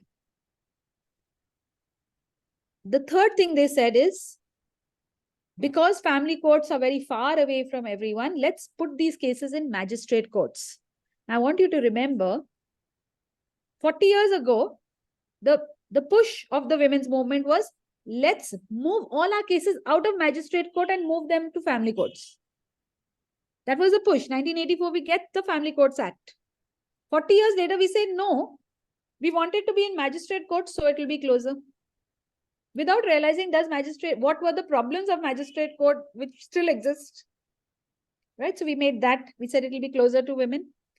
And then the biggest mistake we made of our lives, and I'm going to say it whether anyone opposes me or not, because I've worked on this act single-handedly for the past now 15 years of my life, is to introduce the concept of a protection officer. The worst mistake of our life. Right? And we were euphoric. We said, okay, protection officer. And we imagined like a Durga. With the protection officer will rescue also, and then they will take you to court also, and they'll give you shelter. It was like Vibhuti, Flavia, Sonal Ben, and 10 other women together in one protection officer they imagined. That's the imagination. And actually, you come and see my protection officer. They are aisa little girls or boys who don't want to step out of their office and don't want to do any work. And we got that law, and then we were excited, like we always get excited with any new law. We said, chalo, we'll do awareness. And everyone and their auntie and their uncle are doing awareness on Domestic Violence Act. We are going into community. We are going here. We are going there. Because new law, right? You need to do a lot of awareness. I cannot tell you, if we all put our count data, as he was saying, on how much money has been spent on domestic violence awareness, it will be shocking. It will be simply shocking. I cannot imagine the amount, right? But today, it is 2005, right? Where are we? 2025. How many years? 20 years. Where's the act? What's happening to women? Who's getting maintenance orders? How fast are these orders being passed? What the protection officer is doing? Whether the protection officer is doing their work or not? Who is monitoring? Who is evaluating? And you have gone into communities, you have created awareness. So the women who are coming out with hope are getting stuck in this tunnel. They're filing cases, but they're not getting any outcomes, or they're having to, just run from pillar to post. And the worst, when I say protection officer, we created a new post, not because I love my protection officers. I work very closely with them, but I'm explaining to you why. Because police is a structure that has worked for hundreds of years. They're a structure that goes down to your talati, to your interior. Right? That's the effort that has gone into that system. Police were not working. So we didn't say we should make police work and let's see how we are going to make the police work by hook or by crook. We're going to do everything in our capacity to make police work. But what we did was we created a new structure. Now, can you imagine kitna decades lagega ye structure banne mein? Kitna budget लगेगा? Alternate structure आप बना रहे हैं, इसका कोई system नहीं है. तुमने लिखा एक line protection officer होना चाहिए. उसके आगे क्या? उनके ऑफिस कैसे रहेंगे? उनके क्लर्क्स क्या रहेंगे? वो कैसे नोटिस सर्व करेंगे? Nobody is thinking because nobody is practicing. So what I want to end with, and I spoke a lot. It's 4:45.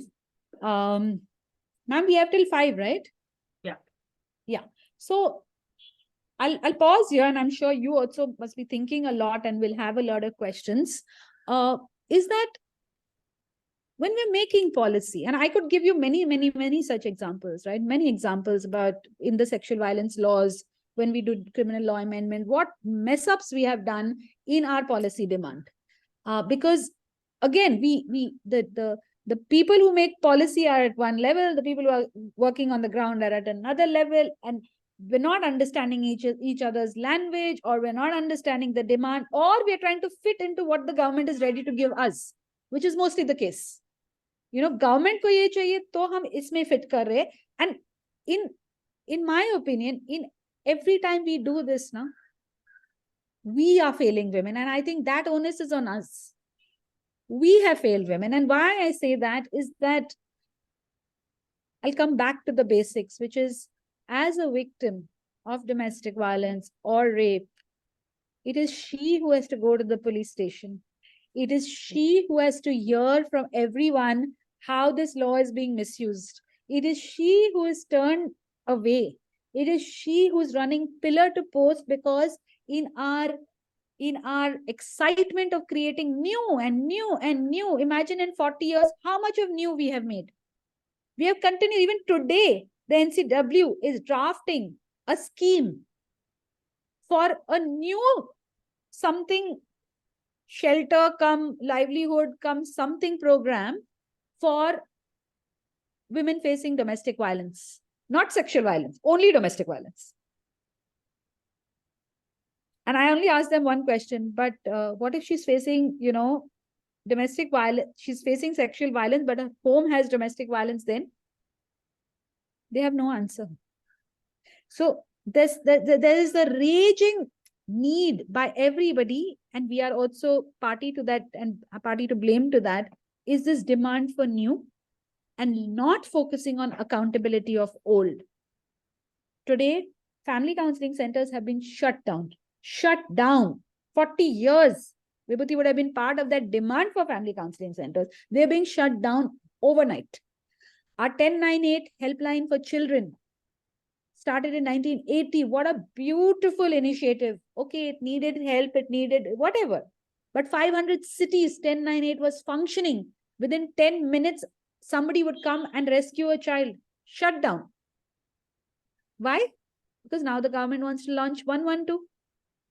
It's a never-ending windmill. And I want to leave you with the thought that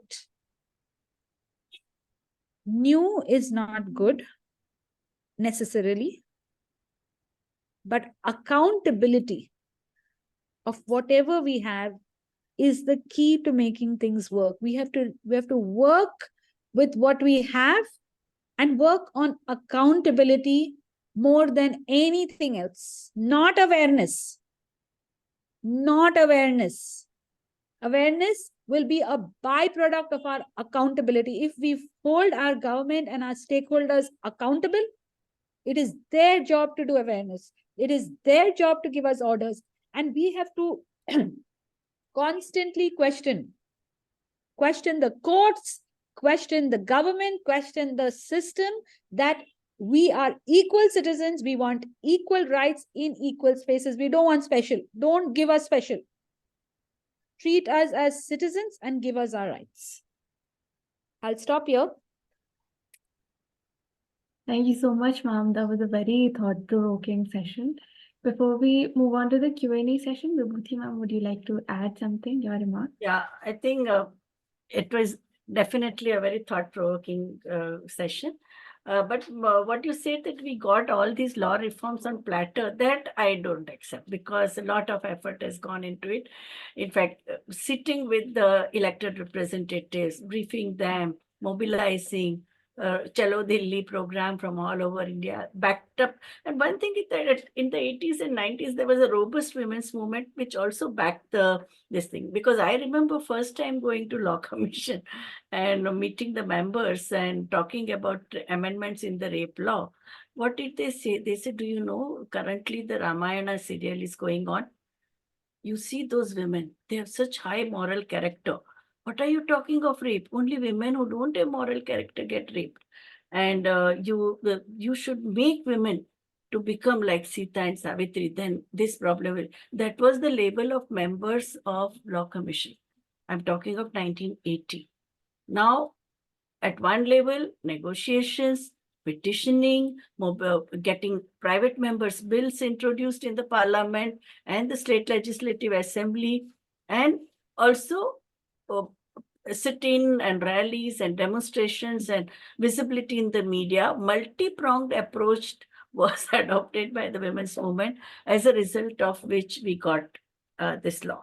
Even that woman from LIC, the officer from LIC got termination of her order of a service because she adopted a baby and asked for a maternity leave. No, she did not give the reason. She asked for maternity leave and she was terminated by LIC. How much running around we had to do? Meeting Madam Margaret Alva, who was HR, Human Resource Development Minister, and to get the private members' bill in the parliament, that maternity and morality are two different things. You have no right to ask if any woman with a child asks for maternity leave. She has to get maternity leave, whether she is married or not, and no child is illegitimate. Child is a child is a child. So even changing the mindsets of people, PCP and DTAC, why did it take so long? Our campaign started in 82. We got Maharashtra law after 6 years of extremely robust and consistent campaign. What were the ministers telling when we went to meet them? Even when we used to have dharna, what the hospitals were saying, they would ask, how many children do you have? I said, I have one daughter. That's why you are jealous of those who have son. That was the label of people, dean of hospitals. And the same ministers would say, ministers also, that why are you unhappy when somebody gets son? No, you should be happy that sex selective abortions are done and they get happy, families get happiness. This is how the politicians was also talking. So the whole exercise in a way was not futile, because the process of negotiations, process of building pressures, that also brought in so many allies and also put things, we also realized that the kind of challenges you are facing in terms of the mindset, extremely misogynist mindset which we were dealing with. So I think from that angle, I think it was a useful exercise. Now, your conclusion, I fully agree with, that demand for accountability. That's the only thing that can solve the problem. That can bring some transformative changes. So that I agree. But things did not come. Otherwise, we should be applauding our lawmakers, no? That they were so progressive that they gave all these laws on platter. No, in fact, even drafting had to be done by the women's groups. And then they would they would give it to the legal expert, mainly to dilute what we had given. So whatever we have currently is little diluted. In 80s and 90s, they did not do so much dilution. But even Maharashtra Act, what the draft was given by the Forum Against Sex Determination, but the punishment to the doctor, they removed, no? They say punishment to the woman. Finally, when the petition was filed in the Supreme Court of India, that now diagnostic centers and doctors, they are also punished. But for that also another 8 years went. 1994 Act did not have it. They had removed that punishment to the medical law because they were so, Medical Council of India prevailed. So we are fighting against extremely gigantic and powerful multi-pronged forces. So that also we need to remember, that these people, they have a massive power in systems and structures of patriarchy, empower the status quo. Against that, we are fighting. So I think what you said, that demanding accountability, building solidarities, identifying our allies, that is the way forward. That I would say. But I think yours was a brilliant thing, and we need this someone to play devil's advocate, which you did it excellent in a very, very effective way. Yeah, very good. Yes, sir. And you have been like the way Majlis has been using the law for empowerment of women. That's also commendable. So creatively, you have been doing at a ground level. So I applaud you. Thank you so much, Vibhuti ma'am. Perhaps now we can move on to the Q&A session. If there are any questions, feel free to raise your hands and unmute yourselves and ask. Yeah, we still have 10 minutes. Yes. Yeah. Hello. There are some of them who are also directly working at the ground level. You can even share your challenges and dilemmas. Yeah.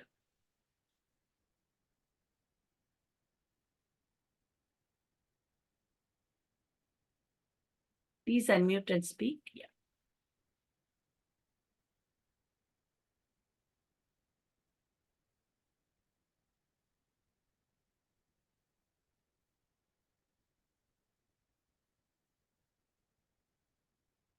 I think I'll just say a few words that firstly, I completely acknowledge, ma'am, that, and I, like I said, I was part of it. I've seen y'all, you know, the effort that went in. So at no point I would think that it just came easy, because it was huge. The effort, the running around, the follow-up, the keeping those sustained campaigns for years was definitely a commendable. And that's why today I can sit here and even have this lecture or have this conversation, because that was the ground that women's movement built for each one of us who are doing this work. So it's a commendable job, and it's always an honor and just, you just feel so overwhelmed that how much work went in for us to be, you know, taking that conversation further. So at no point I believe that, you know, if I communicated that, it's women's movement who has built the base for us to even have a conversation. What I was trying to say was how the government responds, because they don't have to put any money, they have to only pass a law. So they were in that phase, which is, are ye demand kar rahe, inko de do, thoda kam thoda zyada. But we've never had that kind of law the way we got in the 80s, the making of law. And because they didn't have to put any money, it was okay for them. But when it came to implementation, it fell apart, because there was nobody to implement it, and there was no accountability on that front to make and force them to implement. Yeah. There is a question. Right. Pallavi ji, if you would like to unmute yourself and ask. Yeah, no, I mean, exactly. Thank you so much, ma'am. I mean, you have actually shaken the entire conventional ideas that evolved, you know, seeing women or segregating women as a category and then understanding their issues, whereas those issues were always there and included in the larger legal constitutional documents. Certainly, you've given a new way of looking at the entire issue, the entire aspect of violence against women. But what I like my research in my PhD also dealt with was segregating prisons for women. So yes, this foundational question I had actually missed in my research, which you have highlighted very correctly. That, you know, the moment the moment this institution of women prisons was segregated, was created as a separate institution, the issues and problems of women got sidelined. So where is the solution? Is segregating and picking up women issues separately the solution, or making them in, or, you know, like compiling them together as citizens? Where exactly? I mean, this is sort of confusing, because either we segregate and demand for special rights, separate rights, or we become part of the larger stream and then demand rights as citizens. Where is it that we as women should fall or fight for our rights? Right, right. I can only answer your question with a small example. In the rape law, while we were dealing with it, we said that women feel very uncomfortable to go to hospitals and talk about it in a common space. So the demand came from there that we should have a separate space. And then they created separate spaces. which then ended up being, where it was available in all hospitals, it ended up being in a one-off district hospital. So what tended to happen is now women had to travel further to access that service because it was only in a one-off place. Worse off, it was kept so separate that the specialist doctors who were otherwise visiting would not visit here. So rape victim wahan pe pada hai in a so-called, which we call special, but it turned out to be worse than general, because in general she could first of all access every hospital and not like a specialized center, and two is that she could access health services like everyone else. So I always struggle. I can understand what you're saying, but I think what I'm saying is we have Article 15(3) of the Constitution, which allows us special. But we should articulate special within main and not special as special. You get special services in the mainstream rather than you get special, which is located outside. The infrastructure should be main because that's developed. The services can be extra. But in that case, aren't we overlooking the aspect of our, the way patriarchy has brought us up and the way we are not able to speak in a common space? So that is how to counter that challenge then, how to make it comfortable for women to speak about her issues, intricate issues in public spaces as comfortably as any other citizen, fellow citizen. Then the next challenge again comes is this, and then again we are given a separate space. So that circle is not ending. And how to get out of it, I think it's really struggling with that topic. Somehow. No, but that is why the autonomous women's came. All of us were active in the larger political structure, which did not give us any voice representation, and they were just using us as a cook and fundraisers. Okay, that's the only, and that is from that frustration the autonomous women's movement came. But now all of us have become matriarchs. We can now negotiate with the general space. So it's a transient phase, I would say, that even when it comes to the, say, special buses for women, or whether you have a women's certain seats allocated for women in when there is a rampant sexual harassment, it becomes liberating. But if you think that society evolves and doesn't discriminate, at that time you can also have, like so many places now, institutions have unisex toilets. But now but at the same time, women's toilets is also a need of, and we have a right to pee campaign. Mumbai has 2,300 toilets, okay, which women can't use because there are all men and all sorts of antisocial elements also, they attack them. So there is a separate demand for a separate toilet blocks for women in public places, no? But I think maybe 50 years down the line, when our children and grandchildren, their times, things may change, and then there would be unisex toilets. Absolutely. Hoping that day should come soon. And we should be alive to experience that. Thank you, ma'am. That we can't guarantee you. Budget, all 84 countries are currently implementing gender responsive budgeting, because if you keep a common budget, the women's issues get subsumed. You just don't get it anymore. So that is why 1984 students movement in Australia demanded gender responsive budgeting, and now it has been that's the only way at least we get women targeted budget. And now even whether it's SC, ST, tribal even persons with disability, elderly, and transgender community, all of them are asking for a special allocation fund, and also access to general fund. It's a both twin approach, access to general fund. But sometimes when you talk about all, those who are at the margin, they are left out, and that's why need for affirmative action. Aditi, would you like to connect?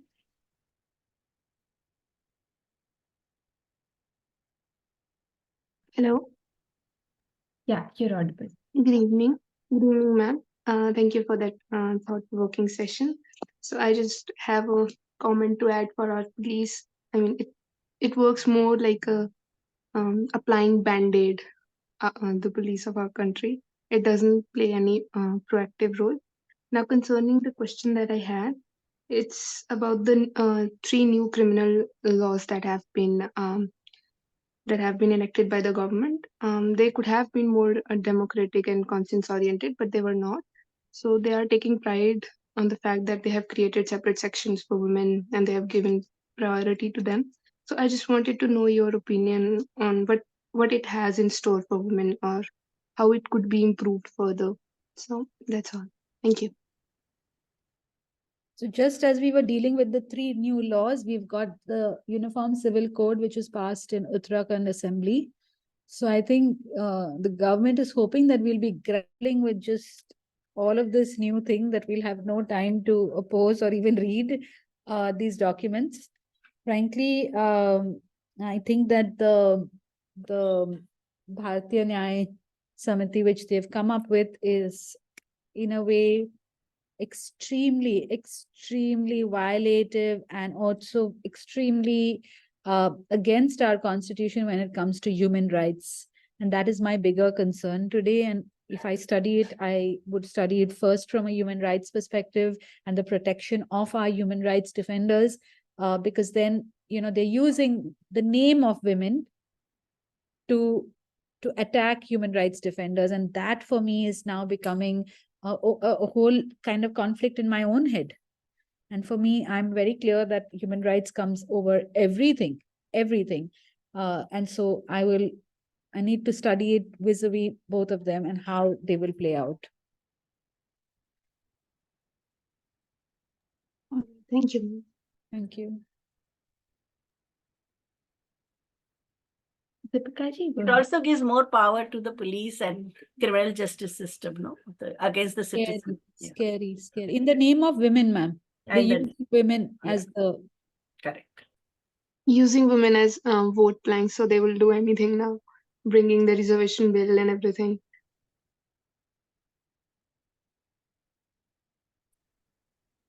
Yes, Deepika-ji, go ahead. Hi, thank you so much for this wonderful session. So I was curious to understand, because some of us and your experience has been very, very inspiring, but I was wondering if you're dealing with these kind of cases day in and day out, and it involves a lot of emotional strength and courage at our level also, to be able to support other women with the knowledge and understanding that we have of the legal space or that we are developing. And it's a bit of personal question, if you feel comfortable to answer that. How do you deal with, coping up? Does it impact your mental health? And I'm assuming it would, but how do you cope and regain that strength and get, going with that same energy to fight again the next day? And certain cases might be extremely daunting in terms of the mental strength that it might require. So I was curious to understand if you would feel comfortable answering. Thank you. Thank you. And that's such a beautiful question, because, we are so busy with the issue that we forget about ourselves. And it's so important to constantly think of ourselves. I have to say that I get a lot of courage from the earlier women's movement. They're still very active. I know that I can approach anyone, and that kind of solidarity and support. And looking at them, they are so excited still. They've done this whole journey back and again, but just seeing them and having their support. So I would definitely say, stay connected to women's movement of the previous generation, derive strength and courage from them.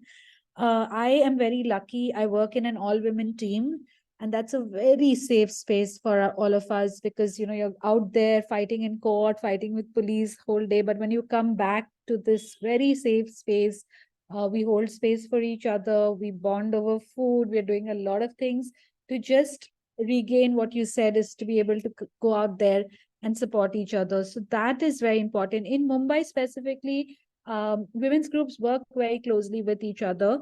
The NGO movement has tried very hard to break that structure, but we still have a lot of friends and supporters. When there's a crisis, when there's an issue, we kind of work together on these issues. That's really helpful. So doing all of that. And counseling, I would say therapeutic counseling has worked wonders. We are tied up with an external agency to provide that. So there's privacy and security for our team, but they can use those services anytime. We encourage it a lot. But yeah, sisterhood is the one that keeps us going. Yes, thank you. Thank you so much. Actually, so I was one of my sisters. She's just filed a case. So she has been into 18 years of abusive marriage. And it was only, like you rightly said, that it is only when it comes to the daily expenses and maintenance and the extent to which the abuse goes like beyond manageable, then they come and realize that, okay, I need to take a stand. And I was just trying to mentally support her because I don't have the legal understanding, etc. So to find lawyers, etc. And still, the session was very, very helpful. And I will go back to her and share more details. But in that process, I felt very exhausted. Although I was providing like almost nothing support, it was only like just encouraging her that this is the right direction and you have to find the right people who could support you in the process. But I felt very, very exhausted in the process. And it became very difficult for me to even imagine what she would have been going through. So I realized that each one of us need a lot of mental strength within ourselves to provide whatever little support that we can in our capacity to the people around us. And yeah, so that's where this question came from. Thank you so much. And thank you for supporting her. I think that's all that women need. Just somebody to say, I'm here, I'm supporting you. Thank you. Thank you. Very well said, ma'am. If you don't have any questions, then perhaps we can wrap up the session for today. Yeah. So with that, Vibhuti ma'am, would you like to sum up or say anything? You're on mute.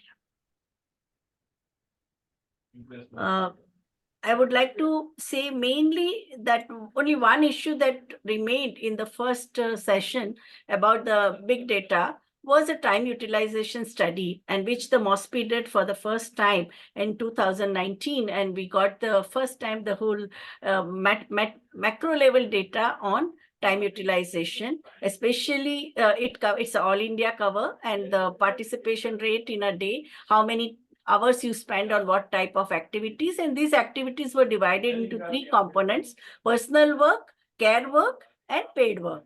And it was found that Indian women are on an average spending more than 10 times for the care work. And that's why the whole debate now, you can see even in the political manifestos, care work has been debated. So this is a very important, like for last 50 years, it has been discussed. Currently, over 80 countries are doing time utilization study.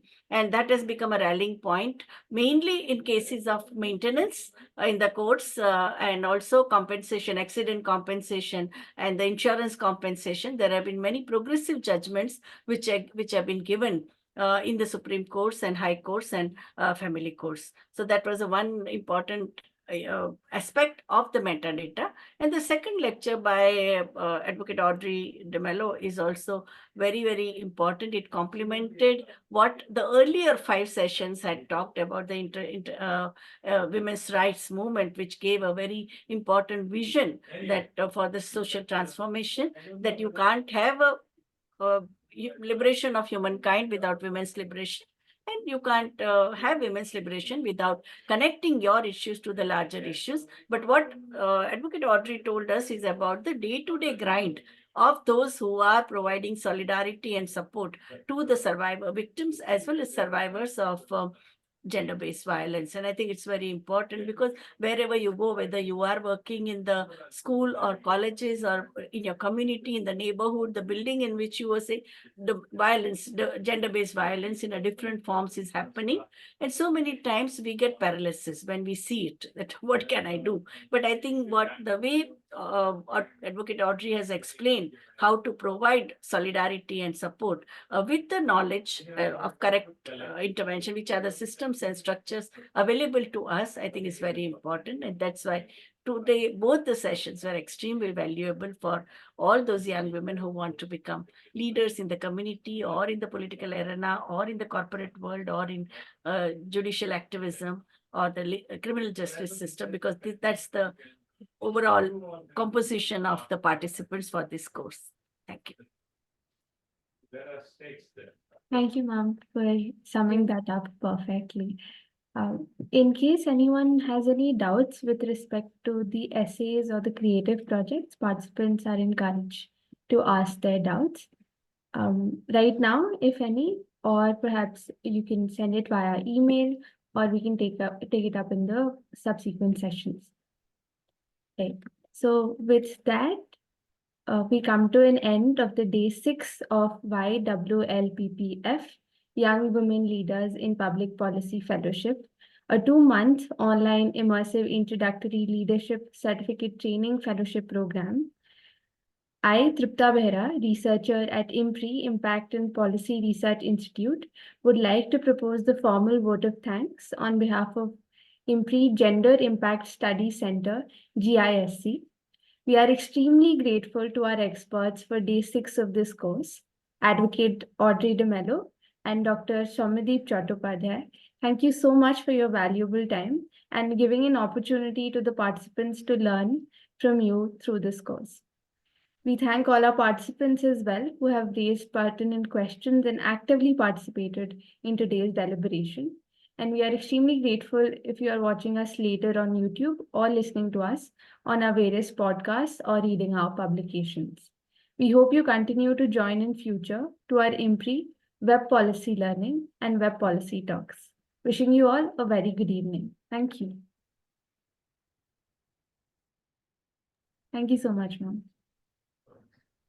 So Audrey, in the next course, you will be speaking on constitution, criminal and civil law. We have sent you email also, so you can choose that topic. Yeah. Yeah. Same thing is with me. I don't like a person, I still Okay. Yeah. I need to do profession.